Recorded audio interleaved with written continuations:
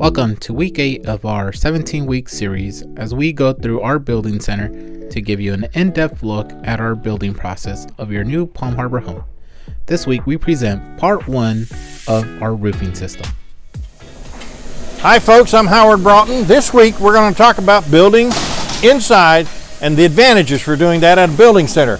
If you look here, here's all our shingles that are stacked and laid in as we get them in. And our decking systems is over here, and notice how the decking system is all sealed off with the paint that's put onto the ends. But when you build in a building center, this is never exposed to the outside elements.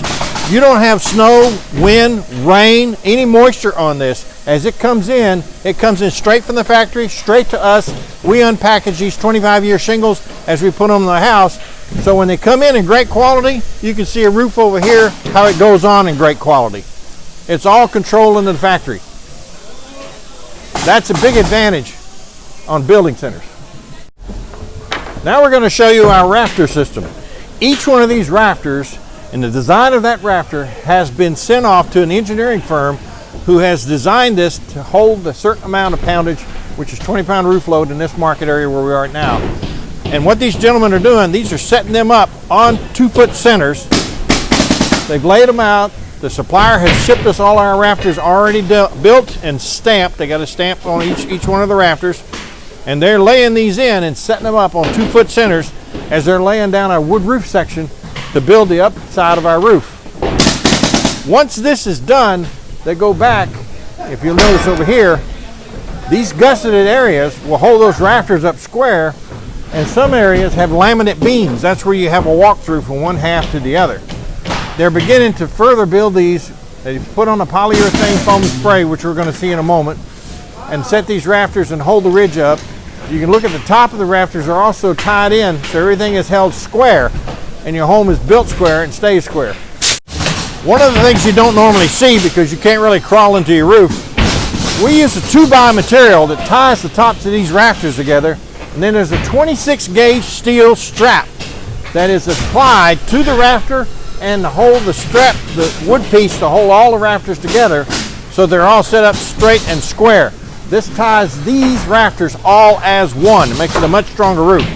These gussets are also put in down here. The gussets are to hold the bottom sections rigid, and they're put in all along the roof, and that's OSB, oriented strand board. Now let me show you what happens when you want to walk from one half of your house to the other half, say from a living room to a kitchen. There's a laminate beam overhead. This beam means that there's no wall down here. There'll be a wall in that section, but over here there's a walk-through or pass-through. There's a laminate beam overhead to hold all these rafters rigid because that's going to support that roof system over an area that you're going to be walking under from one half to the other.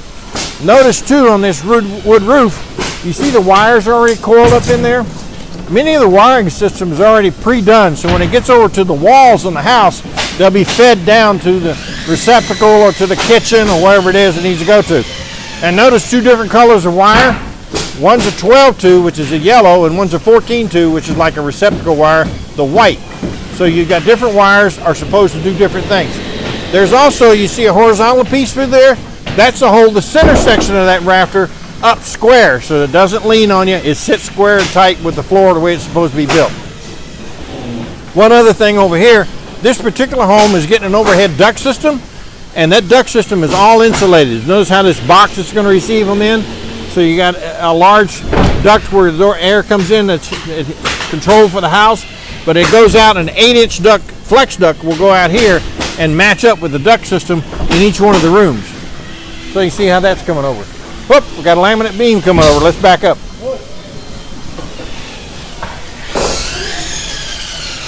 So the construction process goes on. Let's go to the other side and let's see what the polyurethane foam is going to do. All right, as we continue on, I'm going to show you a special treat here today. This is the top wood roof section of our homes as it's being built. And if you come right here, I want to show you what this gentleman's doing.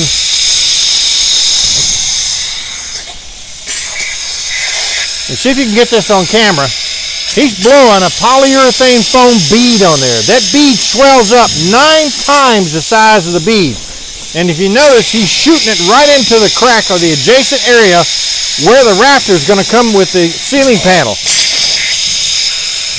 What this does for you is it prevents your ceiling from ever sagging, and unlike other manufacturers that may fasten ceilings on, we use this fastener because if you ever have to change a ceiling panel, you can't take one of our ceiling panels off. You have to tear it off. That's how strong this is going to be. Now go back and look at this one more time, what's happening to this foam. The foam is going to glue the wood rafter to the gypsum of the ceiling of the inside of your ceiling. So this is what goes on above. You can't see this normally because we're going to blow insulation into it. Now let me show you one other item that's on here. Notice that metal box that's back over there? That's an overhead duct. That's also been foamed in and sealed so it doesn't move. And then one more item. Down here you're going to see, here's a strong back piece of wood, and that wood is put in because that's where a ceiling fan is going to go. So you've got the strength of a ceiling fan on a secured in piece of lumber, so it hangs there and doesn't hang onto your gypsum product. It's hanging on a reinforced piece of lumber. Now one thing about these rafters, if you can notice these rafters, you find some customers that say, oh, I want a 2x4, I want this large piece of wood. This is actually stronger. All of these rafters have a stamp on them to show that they've been certified. And that certification allows us to design this, engineer it, where we have gang nail plates and triangular trusses on it to give this an extra piece of support. These are set on 2-foot-on centers, and we start with a 20-pound roof load, but they're set out on 2-foot-on centers. You'll see some other places too where there is a measurement. Now I don't know if you can get this on the camera here. There's a measurement over there, 1 through 18, 19. When they go to blow the insulation in, that's how they know exactly how much to blow into the roof, because they'll know what the order calls for, or what height to put that insulation in that's blown in. So these are some extra special things.